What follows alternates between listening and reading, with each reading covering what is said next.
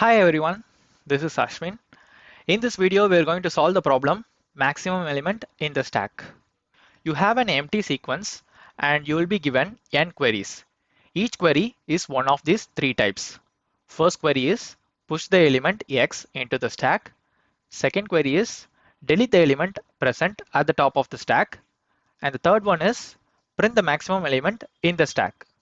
So for these three kinds of queries, we need to check which type of query we are getting. And based on that particular query, we need to print the result or do the operations. Okay, let's see the constraints now.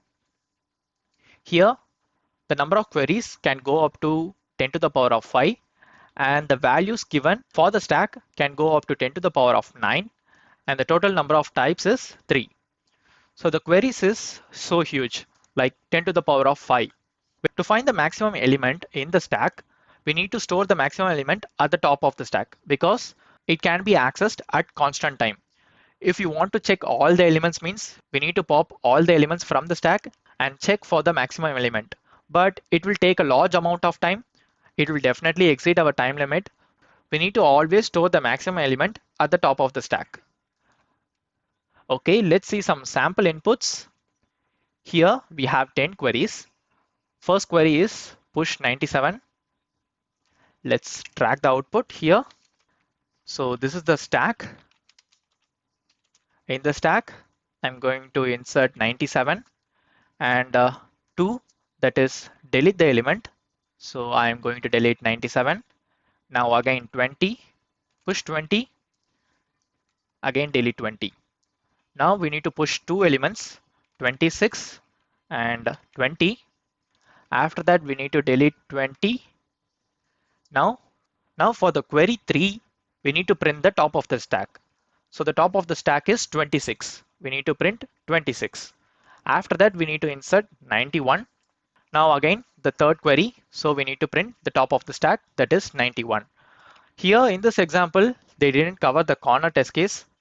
I'll be covering the corner test case in this problem itself. So let's start coding. First, we need to get input for the test cases. I'm going to get the input for the test case in the for loop itself. You can use this logic in many problems. It will save some space. For underscore in range of int input.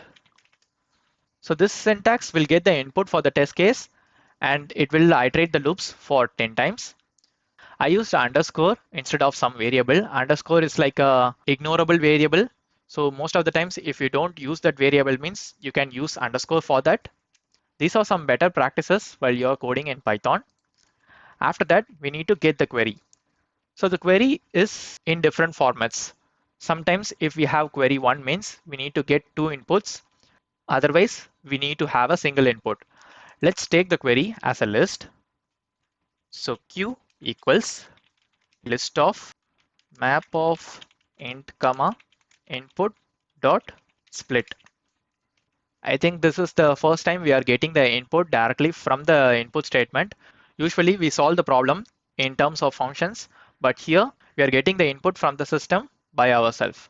So this will get the input as a list of integers. After that, we need to check the query. Check the query type. Now if q of 0 equals 1, that is the first query. In the first query, we will always try to push the maximum element at the top of the stack. For that, we will create a list stack equals a list. So this stack variable will hold the elements that we are pushing.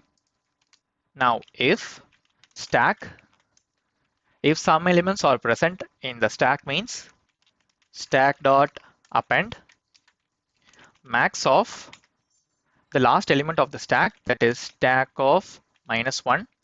This will give us the top element of the stack and the query element. Query element is q of 1. If there is no elements in the stack means we will directly append the query element. Stack dot append q of 1. So don't confuse why we are doing this. This is a corner test case. We are always storing the maximum element at the top of the stack. Even after some deletion, the top of the stack will always have the maximum element. If you have some more confusions means try to have some custom test cases in order to trace the problem by hand. Now the second case, elif q of 0 equals 2. For that we need to delete the element. So this will delete the element. This will push the element. For deleting the element, stack dot pop. It will delete the top of the element from the stack. And the last one is print the element.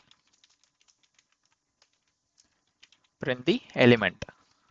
Now else, obviously, if the two queries are not satisfied means it will be the third query. So we will print the top of the stack. Print stack of -1. So in this we need to print the maximum element. Using this condition, we are always storing the maximum element at the top of the stack. That's how we are printing the maximum element. If you try to find the maximum element of the stack each time means it will definitely exceed the time limit. So this operation will decrease the time complexity to order of 1, that is the constant time. Okay, that solves our problem. First, we are getting the input and initialize a stack variable to hold the elements. After that, for the first query, we are pushing the maximum element to the top of the stack. For the second query, we are popping the element from the stack. And for the third one, we are printing the maximum element of the stack. So all the answers are straightforward. Before running the code, we are initialize the stack inside the for loop. So we need to initialize outside the for loop. Just cut and paste it here and run the code. It passed the sample test case. Let's submit it. That's it guys. We solved the problem. If this video is helpful to you, hit the like button and don't forget to subscribe the channel for future videos. See you guys in the next video.